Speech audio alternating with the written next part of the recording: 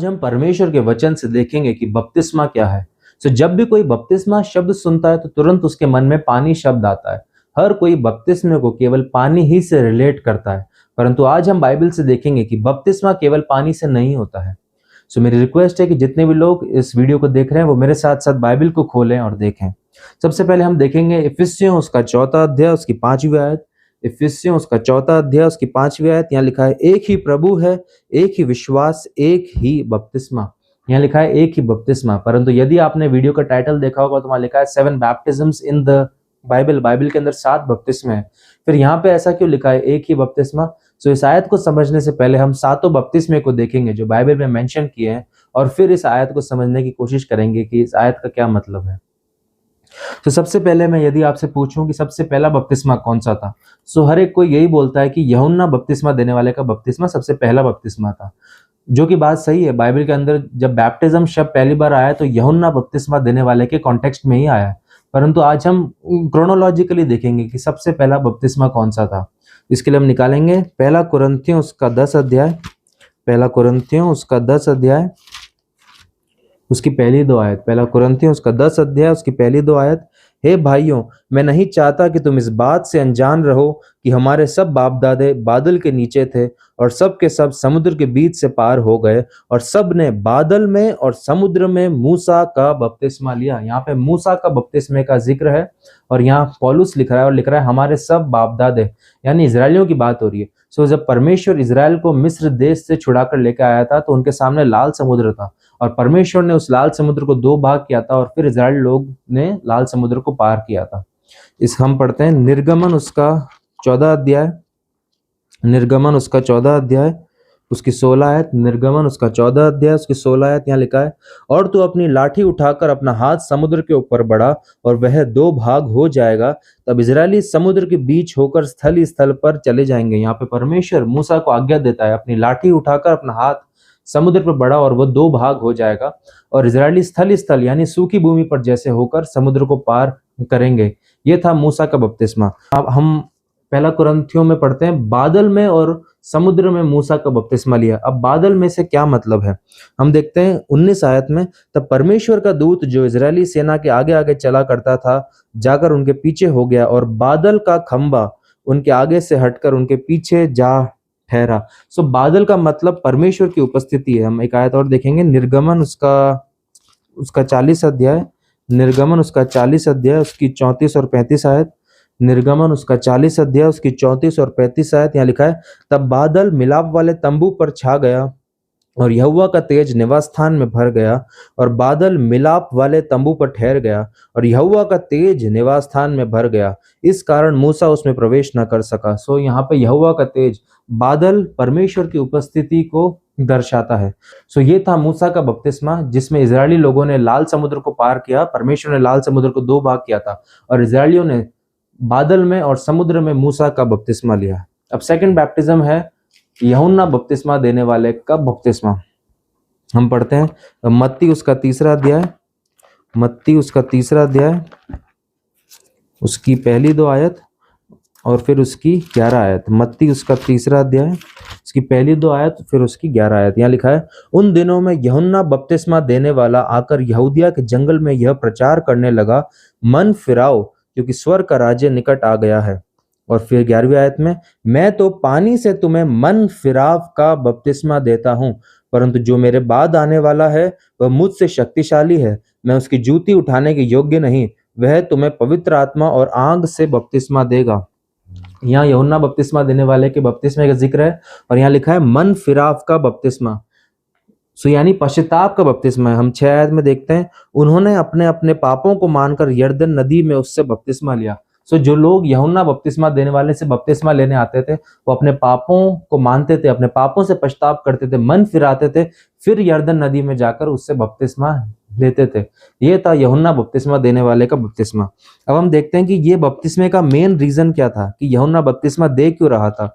हम इसके लिए निकालते हैं यूहन्ना उसका पहला अध्याय, यूहन्ना उसका पहला अध्याय उसकी 31 आयत, यूहन्ना उसका पहला अध्याय उसकी 31 आयत। यहाँ लिखा है, मैं तो उसे पहचानता न था, परंतु इसलिए मैं जल से बपतिस्मा देता हुआ आया कि वह इजराइल पर प्रकट हो जाए। सो यूहन्ना बपतिस्मा देने वाले का मेन रीजन था कि यीशु मसीह इजराइल पर प्रकट हो जाए। हम देखते हैं इसकी 32 आयत से, और यूहन्ना ने यह गवाही दी, मैंने आत्मा को कबूतर के समान आकाश से उतरते देखा और वह उस पर ठहर गया। मैं तो उसे पहचानता नहीं था, परंतु जिसने मुझे जल से बपतिस्मा देने को भेजा उसी ने मुझसे कहा, जिस पर तो आत्मा को उतरते और ठहरते देखे वही पवित्र आत्मा से बपतिस्मा देने वाला है। और मैंने देखा और गवाही दी कि यही परमेश्वर का पुत्र है। परमेश्वर ने यूहन्ना को साइन दिया था कि एक दिन यीशु मसीह वहां पे आएगा और जिस पर तू पवित्र आत्मा को उतरते देखे वही पवित्र आत्मा से बपतिस्मा देने वाला है। और यूहन्ना ने गवाही दी कि यही परमेश्वर का पुत्र है। यूहन्ना बपतिस्मा देने वाले का मेन पर्पस, मेन रीजन क्या था बपतिस्मा देने का, कि एक दिन यीशु मसीह वहां आएगा और बपतिस्मा लेगा और ये प्रकट हो जाएगा कि मसीहा परमेश्वर का पुत्र आ गया है। अब हम देखते हैं मत्ती उसके 3 अध्याय में कि यूहन्ना बपतिस्मा देने वाले का बपतिस्मा मन फिराव का बपतिस्मा था, पश्चाताप का बपतिस्मा था। अब यीशु मसीह ने तो कोई पाप नहीं किया, फिर उनको बपतिस्मा लेने की जरूरत क्या थी? हम इसके लिए देखते हैं यशायाह उसका 53 अध्याय, यशायाह उसका 53 अध्याय उसकी 12 आयत, इस कारण मैं उसे महान लोगों के संग भाग दूंगा और वह सामर्थियों के संग लूट बांट लेगा, क्योंकि उसने अपना प्राण मृत्यु के लिए उंडेल दिया।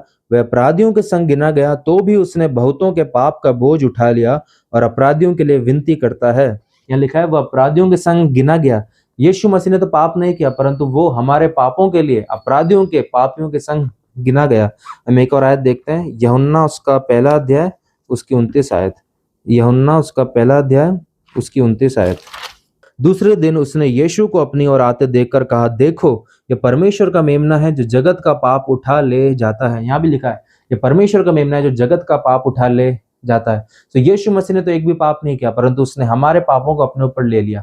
इसलिए यीशु मसीह कहते हैं मत्ती उसका 3 अध्याय में, मत्ती उसका 3 अध्याय उसकी 14 और 15 आयत, मत्ती उसका 3 अध्याय उसकी 14 और 15 आयत, यहाँ लिखा है, परंतु यूहन्ना यह कहकर उसे रोकने लगा, मुझे तो तेरे हाथ से बपतिस्मा लेने की आवश्यकता है और तू मेरे पास आया है। यीशु ने उसको यह उत्तर दिया, अब तो ऐसा ही होने दे, क्योंकि हमें इसी रीति से सब धार्मिकता को पूरा करना उचित है। तो यीशु मसीह कह रहे हैं हमको इसी रीति से सब धार्मिकता को पूरी करना उचित है। यीशु मसीह को भी एक पापी के समान बपतिस्मा लेना पड़ा। यीशु मसीह ने एक भी पाप नहीं किया, परंतु उसने हमारे पापों को अपने ऊपर ले लिया, इसलिए यीशु मसीह को एक पापी के समान बपतिस्मा लेना पड़ा। ये था यूहन्ना बपतिस्मा देने वाले का बपतिस्मा।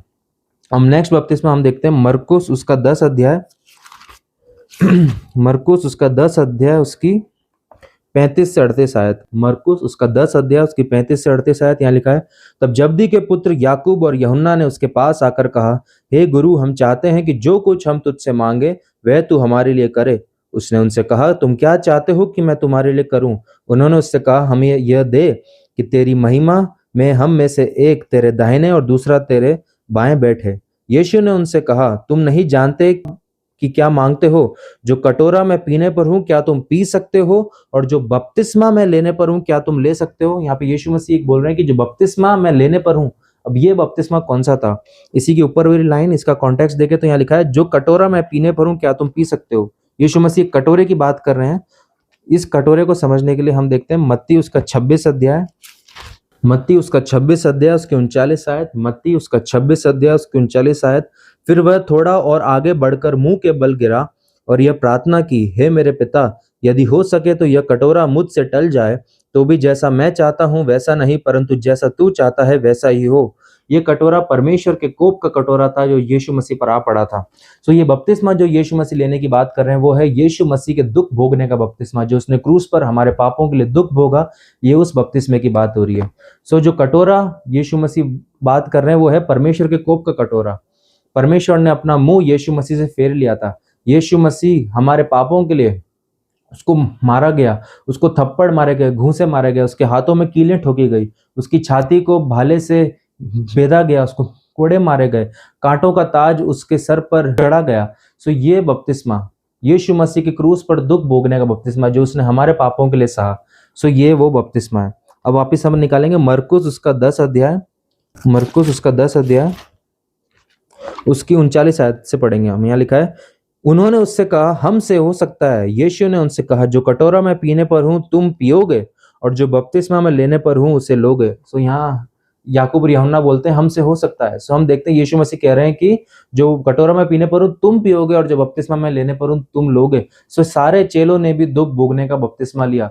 सारे चेलों ने बड़ी पीड़ा और तड़पन से मृत्यु सही। वो सारे चेले सताए गए।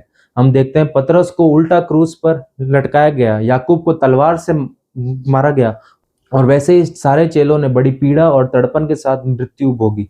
सो ये था यीशु मसीह के दुख भोगने का बपतिस्मा जो उसने क्रूस पर हमारे पापों के लिए सहा। सो हम बाइबल से देखते हैं कि ये जो दुख भोगने का बपतिस्मा है वो मसीहों के जीवन में भी होता है।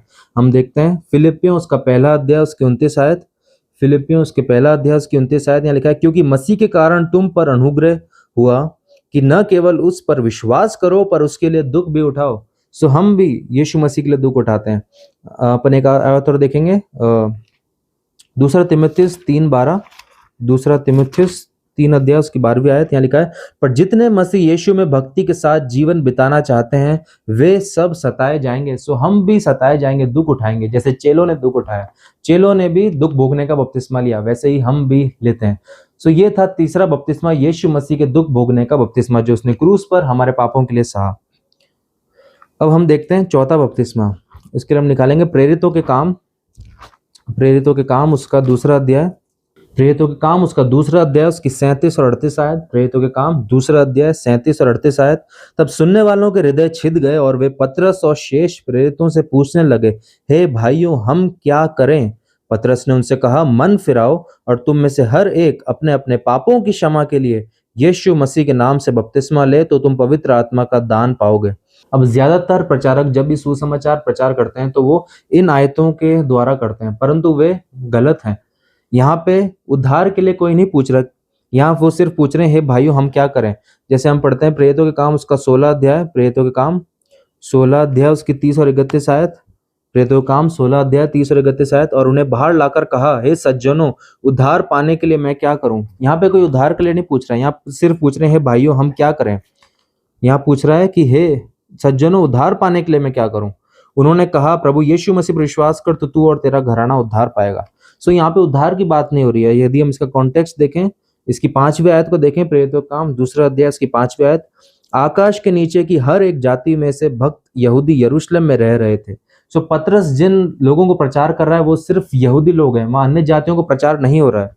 और फिर हम इसकी 36 आयत यदि हम देखें, 36 आयत में, अतः अब इजराइल का सारा घराना निश्चित रूप से जान ले कि परमेश्वर ने उसी यीशु को जिसे तुमने क्रूस पर चढ़ाया प्रभु भी ठहराया और मसीह भी। सो पतरस इजरायलियों को प्रचार कर रहा है कि परमेश्वर ने उसी यीशु को जिसे तुमने क्रूस पर चढ़ाया प्रभु भी ठहराया और मसीह भी। सो पतरस ये बोल रहा है कि तुमने अपने ही मसीहा को क्रूस पर चढ़ा दिया। इसलिए इसकी 37 आयत में लिखा है, तब सुनने वालों के हृदय छिद गए और वे पतरस और शेष प्रेरितों से पूछने लगे, हे भाइयों हम क्या करें? फिर यहाँ लिखा है, तब सुनने वालों के हृदय छिद गए, ये जानकर कि उन्होंने अपने ही मसीहा को क्रूस पर चढ़ा दिया, उनके हृदय छिद गए और वो पतरस से पूछ रहे हैं, हे भाइयों हम क्या करें? फिर पतरस उनको उत्तर देता है, पतरस ने उनसे कहा, मन फिराओ और तुम में से हर एक अपने अपने पापों की क्षमा के लिए यीशु मसीह के नाम से बपतिस्मा ले तो तुम पवित्र आत्मा का दान पाओगे। सो ये था पतरस का बपतिस्मा यहूदियों के लिए, इजरायलियों के लिए।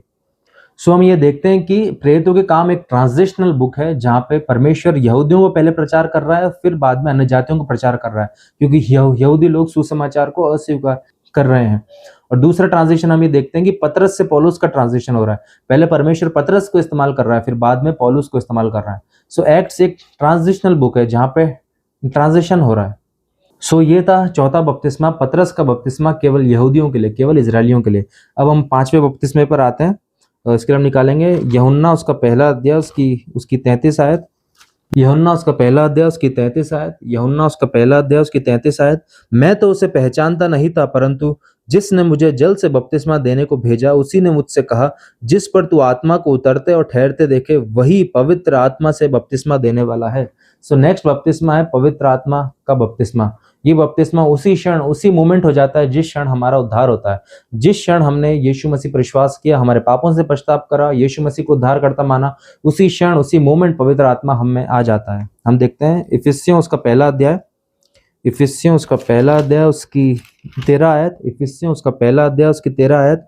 और उसी में तुम पर भी जब तुमने सत्य का वचन सुना जो तुम्हारे उद्धार का सुसमाचार है। यदि आपने मेरा पहला वीडियो देखा होगा, उसका टाइटल था उद्धार का सुसमाचार। तो यहाँ लिखा है, और उसी में तुम पर भी जो तुमने सत्य का वचन सुना जो तुम्हारे उद्धार का सुसमाचार है और जिस पर तुमने विश्वास किया, प्रतिज्ञा किए हुए पवित्र आत्मा की छाप लगी। तो जब आपने अपने उद्धार का सुसमाचार सुना, आपने विश्वास किया, उसी क्षण पवित्र आत्मा आपके अंदर आ गया। ये है पवित्र आत्मा का बपतिस्मा।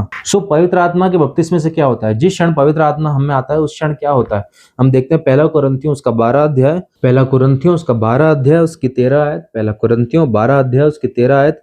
क्योंकि हम सब ने, क्या यहूदी हो क्या यूनानी, क्या दास हो क्या स्वतंत्र, एक ही आत्मा के द्वारा एक देह होने के लिए बपतिस्मा लिया और हम सबको एक ही आत्मा पिलाया गया है। यहाँ पे एक देह होने के लिए बपतिस्मा लिया। पवित्र आत्मा के बपतिस्मे इससे ये होता है कि जब पवित्र आत्मा हमें आता है, हमें वो यीशु मसीह की देह का हिस्सा बना देता है। हम एक देह हो जाते हैं यीशु मसीह के साथ। हम देखते हैं इसकी 27 आयत, इसी प्रकार तुम सब मिलकर मसीह की देह हो और अलग अलग उसके अंग हो। हम मसीह की देह का हिस्सा बन जाते हैं। पवित्र आत्मा का बपतिस्मा क्या होता है? जिस क्षण हमारा उद्धार होता है, उसी क्षण पवित्र आत्मा हमें आ जाता है और हमको यीशु मसीह की देह का हिस्सा बना देता है। हम यीशु मसीह के साथ एक देह हो जाते हैं, हम उसके अंग हो जाते हैं। इसकी 27 आयत में लिखा है, इसी प्रकार तुम सब मिलकर मसीह की देह हो और अलग अलग उसके अंग हो। ये था पवित्र आत्मा का बपतिस्मा। नेक्स्ट बपतिस्मे पे बढ़ने से पहले हम देखते हैं कि उद्धार के वक्त क्या क्या होता है। हम इसके लिए निकालेंगे रोमियो उसका 6 अध्याय उसकी 3 और 4 आयत। रोमियो उसका 6 अध्याय उसकी 3 और 4 आयत। क्या तुम नहीं जानते कि हम सब जिन्होंने मसीह यीशु का बपतिस्मा लिया, उसकी मृत्यु का बपतिस्मा लिया, अतः उस मृत्यु का बपतिस्मा पाने से हम उसके साथ गाड़े गए, ताकि जैसे मसीह पिता की महिमा के द्वारा मरे हुओं में से जिलाया गया, वैसे ही हम भी नए जीवन की सी चाल चलें। उद्धार एक मृत्यु के बपतिस्मे का सिंबल है, एक मृत्यु के बपतिस्मे का प्रतीक है। जब हम यीशु मसीह पर विश्वास करते हैं, हम उससे अपना उद्धारकर्ता मानते हैं, तभी हमारा ये मृत्यु का बपतिस्मा हो जाता है। और ये पानी के बपतिस्मे की बात नहीं हो रही है। यहाँ पे हम कहीं भी पानी शब्द नहीं पढ़ते, बल्कि पूरी रोमियो की पुस्तक में पानी शब्द है ही नहीं। ये पानी के बपतिस्मे की बात नहीं हो रही, परंतु मृत्यु का बपतिस्मा जिस क्षण हमारा उद्धार होता है, उसी क्षण हो जाता है। हम जब यीशु मसीह पर विश्वास करते हैं, उसको अपना उद्धारकर्ता मानते हैं, उसी वक्त ये बपतिस्मा हो जाता है। हम यीशु मसीह के साथ मारे जाते हैं, गाड़े जाते हैं और यीशु मसीह के साथ नए जीवन की सी चाल चलने के लिए जी उठते हैं। हम एक और आयत देखेंगे, कुलिस्सियों उसका 2 अध्याय, कुलिस्सियों उसका 2 अध्याय उसकी 12 आयत, कुलिस्सियों उसका 2 अध्याय उसकी 12 आयत। और उसी के साथ बपतिस्मा में गाड़े गए और उसी में परमेश्वर की सामर्थ पर विश्वास करके जिसने उसको मरे हुए में से जिलाया, उसके साथ जी भी उठे। विश्वास के द्वारा उद्धार होता है। जब हम यीशु मसीह के पर विश्वास करते हैं, उसको अपना उद्धारकर्ता मानते हैं, हम यीशु मसीह के साथ मारे जाते हैं, गाड़े जाते हैं और नए जीवन की सी चाल चलने के लिए जी उठते हैं। जो 2 कुरिन्थियों 5:17 में लिखा है, इसलिए यदि कोई मसीह में है तो वह नई सृष्टि है, पुरानी बातें बीत गई, सब बातें नई हो गई हैं। हम नए मनुष्यत्व को पहन लेते हैं, नए मनुष्य बन जाते हैं जब हमारा उद्धार होता है। नेक्स्ट बपतिस्मा है उद्धार के बाद एक विश्वासी का बपतिस्मा, एक सिंबल के रूप में, एक प्रतीक के रूप में कि उद्धार हो चुका है।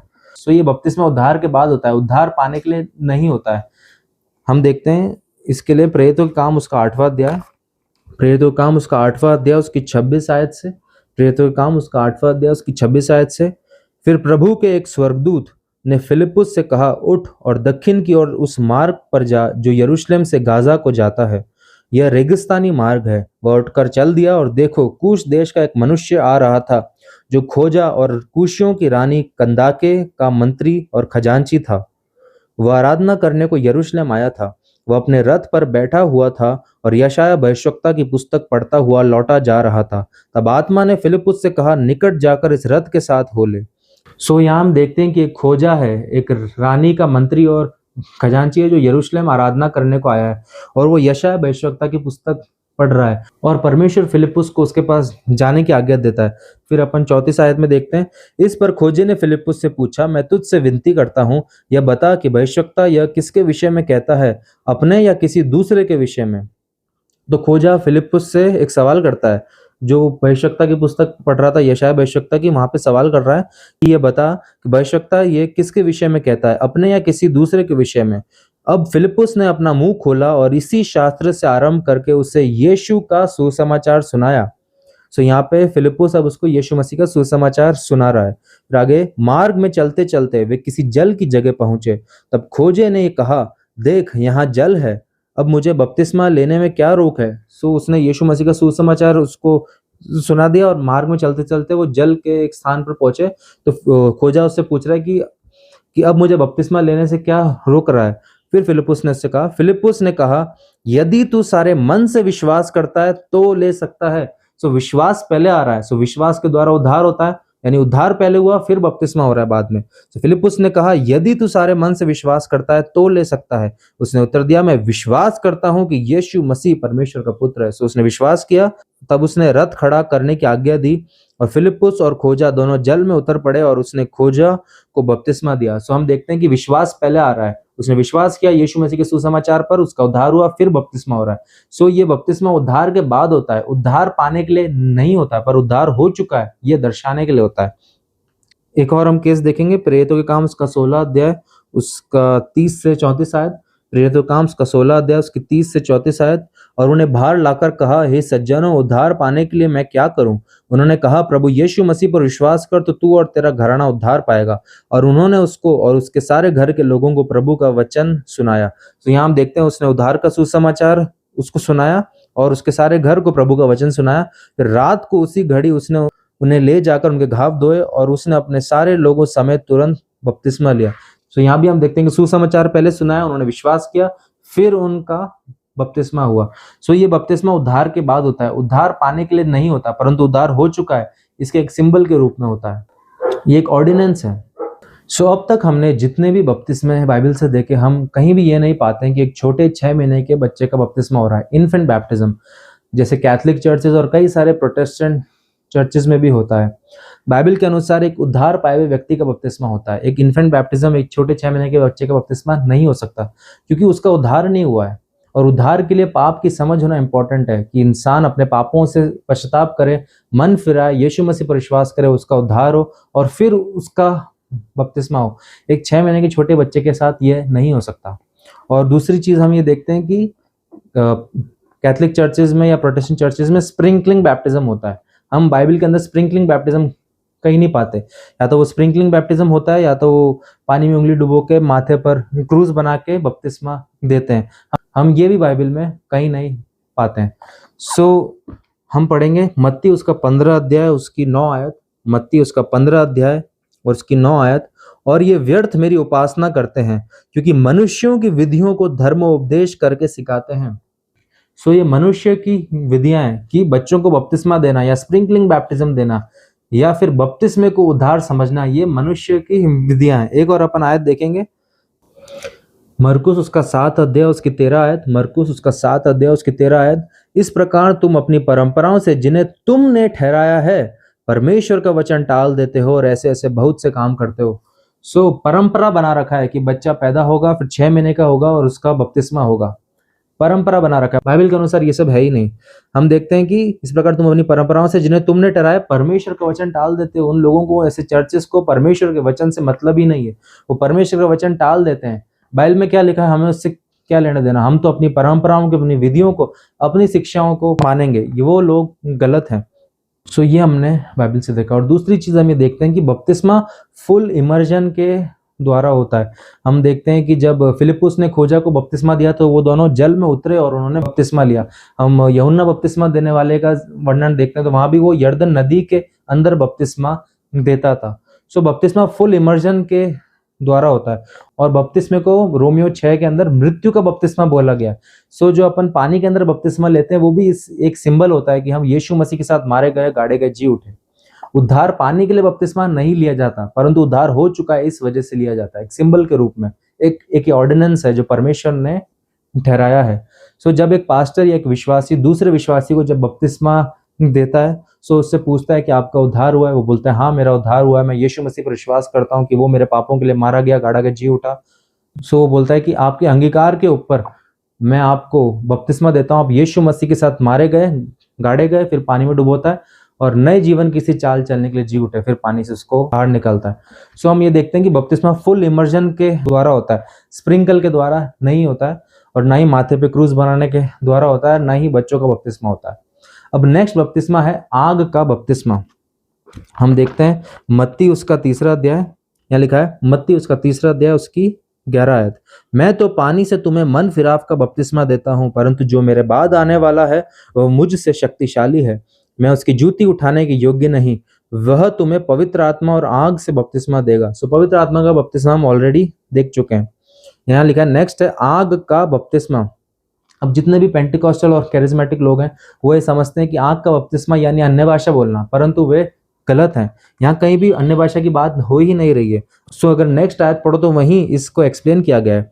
यहाँ लिखा है उसका सूप उसके हाथ में है और वो अपना खलिहान अच्छी रीति से साफ करेगा और अपने गेहूं को तो खत्ते में इकट्ठा करेगा, परंतु भूसी को उस आग में जलाएगा जो बुझने की नहीं। ये अनंत आग की बात हो रही है। अनंत काल तक आग की झील में, अनंत काल तक नरक के अंदर डाल दिया जाना, ये है आग का बपतिस्मा। हम इसकी 10 आयत पढ़ेंगे। अब कुल्हाड़ा पेड़ों की जड़ पर रखा हुआ है, इसलिए जो जो पेड़ अच्छा फल नहीं लाता वह काटा और आग में झोंका जाता है। सो आग का बपतिस्मा है अनंत काल तक नरक के अंदर, अनंत काल तक आग की झील के अंदर डाल दिया जाना, ये है आग का बपतिस्मा। सो आप सोचोगे कि परमेश्वर कितना क्रूर परमेश्वर है कि वो किसी को आग का बपतिस्मा देगा, अनंत काल तक आग के अंदर, अनंत काल तक नरक में, अनंत काल तक आग की झील के अंदर उसको डालेगा। हम देखते हैं मत्ती उसका 25 अध्याय उसकी 41 आयत। मत्ती उसका 25 अध्याय उसकी 41 आयत। यहाँ लिखा है तब वह बाईं ओर वालों से कहेगा, हे श्रापित लोगों, मेरे सामने से उस अनंत आग में चले जाओ जो शैतान और उसके दूतों के लिए तैयार की गई है।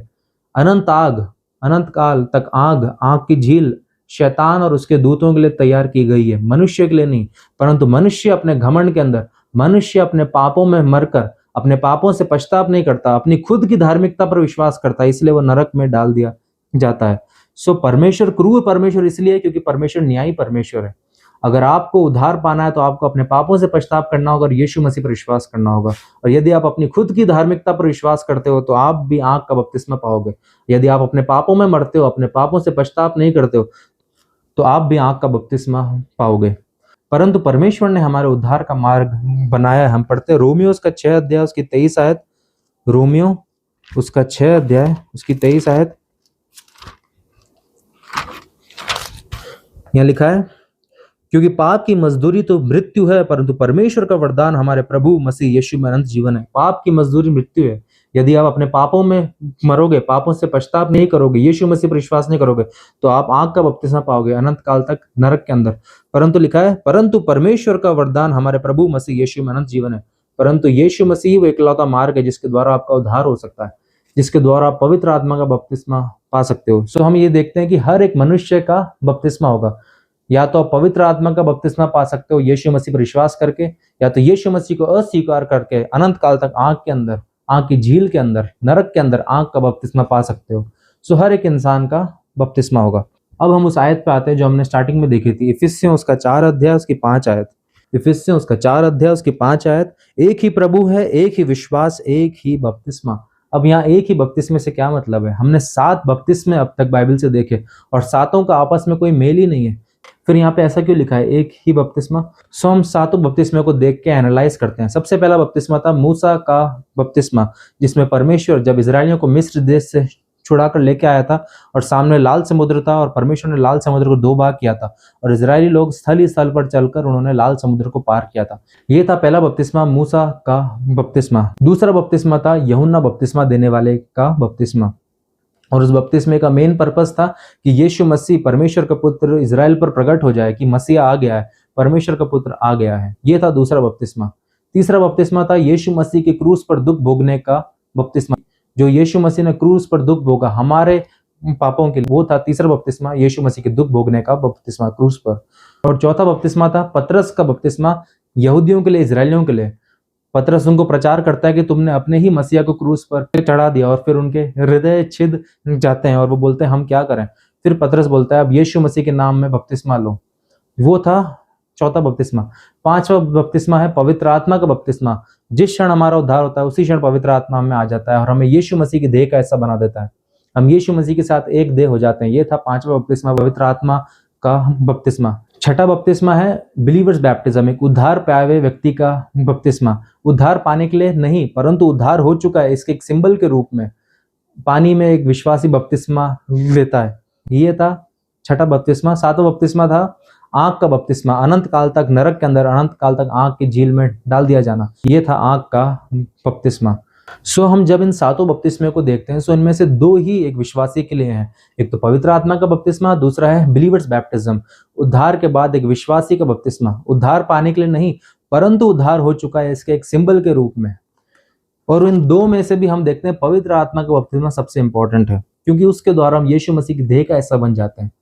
हम ये देखते हैं इफिसियों का 4:10-5 एक ही प्रभु है, एक ही विश्वास, एक ही बपतिस्मा। सो एक ही बपतिस्मा से मतलब है पवित्र आत्मा का बपतिस्मा, जो हमको यीशु मसीह की देह का हिस्सा बना देता है।